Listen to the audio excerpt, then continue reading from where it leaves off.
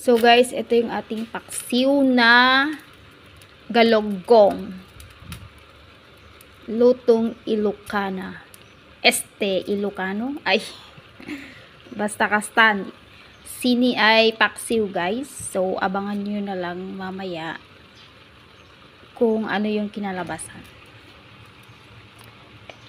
So, dalawa lang naman kami. Kaya 4 lang yung niluto ko. At yan na yung last na isda namin.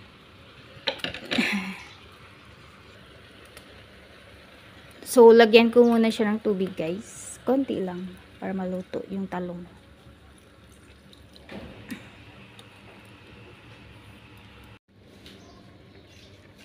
So, guys, ito na yung ating paksiw na isda. So, balitarin natin.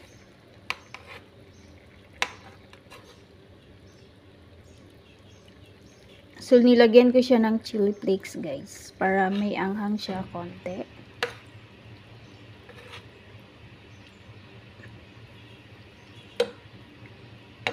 Luto na siya, guys. So, kakain na tayo. Okay. Ganito yung luto namin luto ng tatay ko, guys, sa Pilipinas. Sa probinsya namin na may toyo. Hindi ko alam kung bakit. Pero yun ang tinatawag niyang paksiw. Ano yun? Paksiw na adobo? Kaya yung paksiw ko, guys. Matagal na akong hindi nagpaksiw ng isda. Ayan. Kaya paksiw na adobo tayo. Sinong nagpapaksiw ng ganito? Tikman ko guys ha.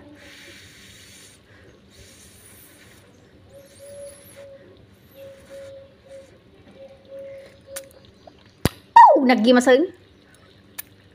Naggasang. Pero syempre dito kasi sa ibang bansa guys, lalo na dito sa Middle East, maanghang lagi yung kinakain. Kumbaga parang nasanay ka na sa maanghang. Kaya kailangan laging may sili. Hindi nawawala yung sili. Pero sa probinsya namin kasi guys, yung kasama namin sa bahay, hindi sila kumakain ng sili. Ayaw nila ng maanghang. So, hindi maanghang yung aming paksiw. Pero ito, dahil yung kasama ko is Ilocana din, and mahilig din siya sa spicy, so spicy din kami. So, dalawa lang naman kaming kakain, guys.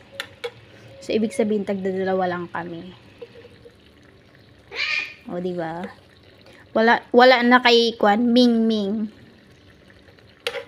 Saka na lang. Nag-iihaw din ako para kila madam. Kila amo ko. Isda din yung iniihaw ko guys. Para sa kanila.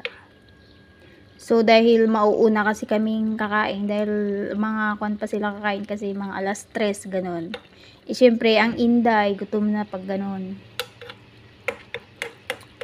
Kaya pag natapos ko na to, kakain na kami.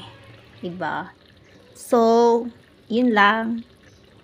Thank you so much for watching. So, kain tayo guys. Ito yung ating paksiw. Paksiw na isda. So, yun lang. Kain na tayo guys. Tapos meron akong kanin.